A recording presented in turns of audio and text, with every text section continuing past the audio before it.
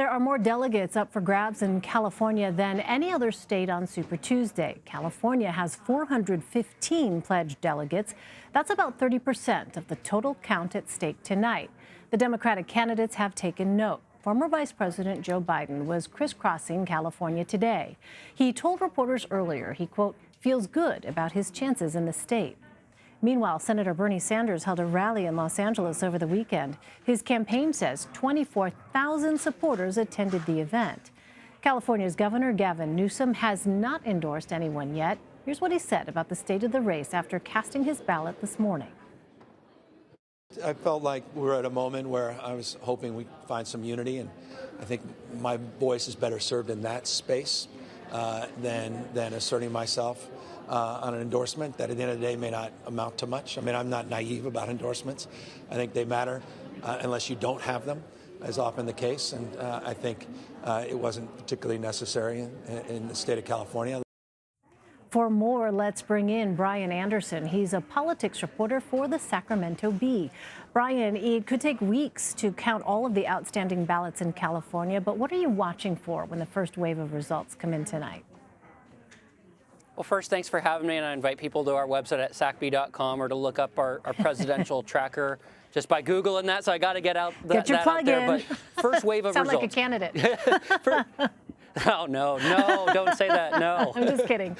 So first wave of results will come in at 8 to 8:15. Polls close at 8. We could see a scenario in South Carolina where, based on exit polls, these national networks or the Associated Press calls the race for Sanders, who is the favorite. But there's a lot of unknowns. Polling in California happened largely before the South Carolina primary results came in. So there's still some room for Biden and a lot of unknowns. But if Bernie Sanders has a lead at 8:01 p.m., you can expect him to be having a good night. About California's 40th congressional district outside of Los Angeles. You reported this is a key area to keep an eye on tonight when it comes to the presidential nomination. Can you walk us through why it's so critical for Bernie Sanders to win there? Absolutely. So if you look at the 2016 election and you look at all the 53 congressional districts in California, the largest share of voters within a given congressional district who are Latinos are in Congressional District 40. The same goes for young people. So this is a district with high Latinos and high young people populations. And this is arguably Sanders' base here in California. He's made appeal to minorities. He's resonating well with young voters here in this state. So Congressional District 40 is really the key district to watch when evaluating Sanders' performance tonight.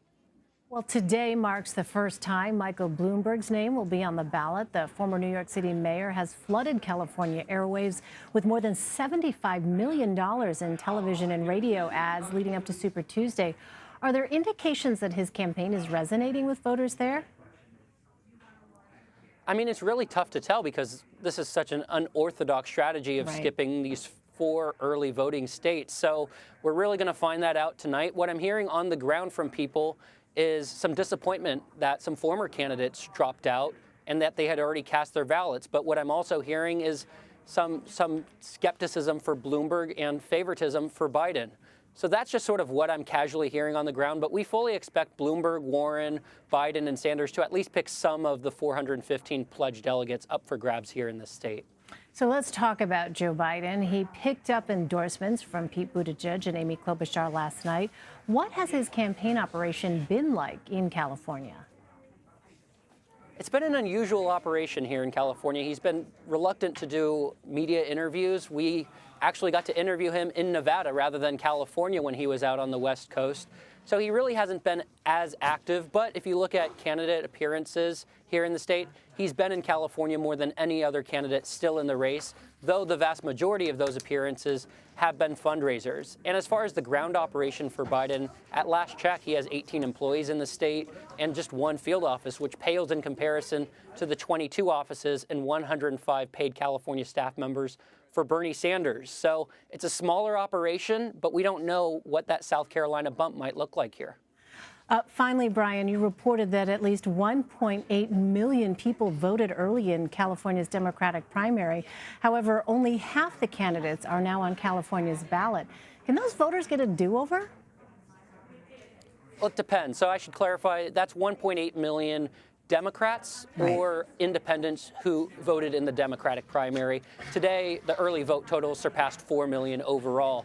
But just with regard to the disappointment some of these people have been feeling, it's clear that maybe about 400,000 or 500,000 votes here in California went to the likes of Pete Buttigieg, or don't forget Andrew Yang, or maybe a Tom Steyer or Amy Klobuchar. Right. So there's clearly some disappointment here on the ground. But the bottom line is, to request a new ballot, you have to have not submitted it already. So even if you marked it, as long as you didn't mail it, you're fine to get a new ballot. But if you already mailed it and submitted it, you're out of luck. All right, Bryan Anderson for us. Bryan, thank you. Thank you so much for having me.